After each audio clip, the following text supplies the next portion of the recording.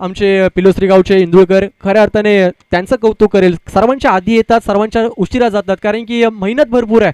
भरपूर मेहनत घेतली आहे सर्व डेकोरेशन करण्यास मागे. त्याबरोबर आमचे एफ स्पोर्टचे सर्व कॅमेरामॅन देवेन सर असतील, भरपूर मेहनत घेतली आहे. कारण की आम्ही पाहतोय 9 वाजता बरोबर इथे मैदानामध्ये येतात आणि तदनंतर मात्र सर्वांच्या नंतर घरी जातात. भरपूर चांगले टेलिकास्ट यावेळेस समोर खेळलाय. लॉंग ऑन क्लिअर केलं जातोय. आणखीन एक धमाका लोअर फुल टॉस आक्रमण केलं जातोय. आल्या आल्या स्वागत केलंय षटकाराने.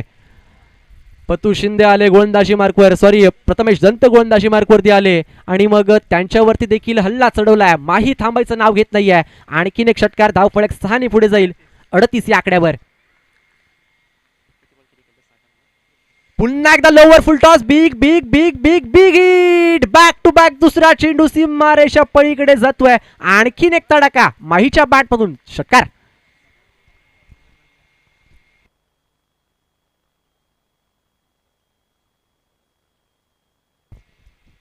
बॅक टू बॅक दुसऱ्या षटकाराला. यावेळेस जर धाव फळकाचा आलेख जर पाहिलात ना, अद्याप 44 या आकड्यावर पोहोचलाय. शतक क्रमांक 3 चालू झालाय, परंतु पार्टनरशिप भरपूर चांगली. बॉल द्यायचं मैदानामध्ये.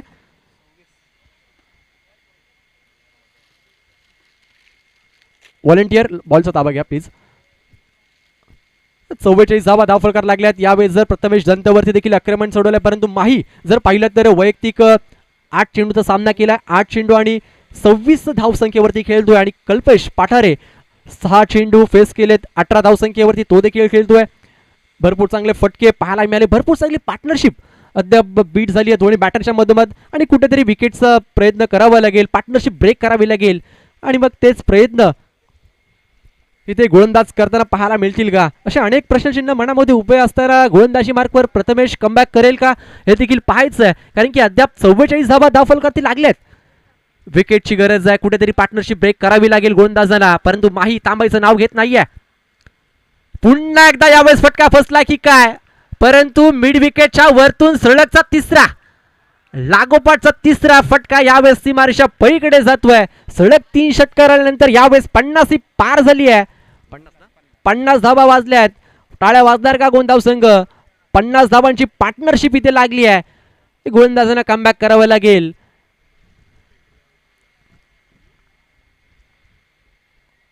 यावेळेस फॉलिंग स्वीप पाहायला मिळालाय. सलगचा 4था चेंडू सीमारेषा पार. 4था षटकार. फॉलिंग स्वीप भरपूर चांगला खेळतो रुपेश. मी म्हटलं होतं की हा खेळाडू असा आहे ना की डोंगरपट्टी क्रिकेटमध्ये या खेळाडूला थांबवण्याचं नाव कोणीच घेत नाही. कारण की असा खेळाडू एकदा बॅटला बॉल लागला ना की षटकार चौकारांची बोली भाषाच करत असतो. आणि माहीने ते करून दाखवलंय. 6 धावाने धावफलक पुन्हा पुढे जातोय. 56 धावा धावफलकावरती लागल्यात.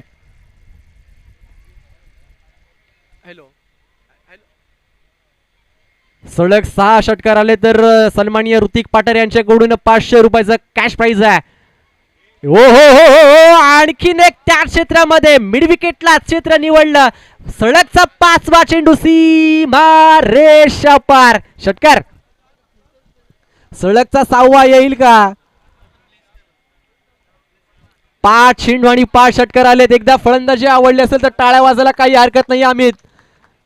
कारण की मैदानामध्ये बॅटिंग करत असताना आपल्याला देखील माहिती आहे की काय मेहनत घ्यावी लागते, काय करावं लागतं. या उन्हामध्ये, कडकडत्या उन्हामध्ये धावा काढायच्या कशा पद्धतीने काढायच्या ना हे फलंदाजच सांगू शकतो. सलग 5 चेंडूमध्ये 5 षटकार ठोकलेत. धाव फलक वैयक्तिक 44 या धाव संख्येवर खेळतोय.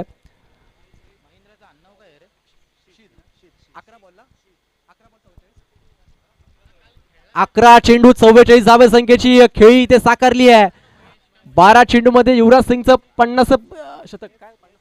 50 धावा पूर्ण केल्या होत्या. परंतु आता मात्र 6वा येईल का की देईल सलमान.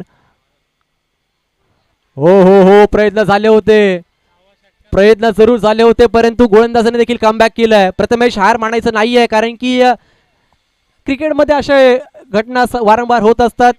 कारण की क्रिकेटमध्ये रेकॉर्ड बनतात ते तुटण्यासाठीच बनत असतात. शतक क्रमांक 3 संपलं. 3 षटका अखेर 62 धावा धावफलकावरती लागल्यात. शेवटचं शतक आहे. मग कोणाच्या गोलंदाजीवरती विश्वास दाखवला जाईल हे देखील पाहायचं आहे.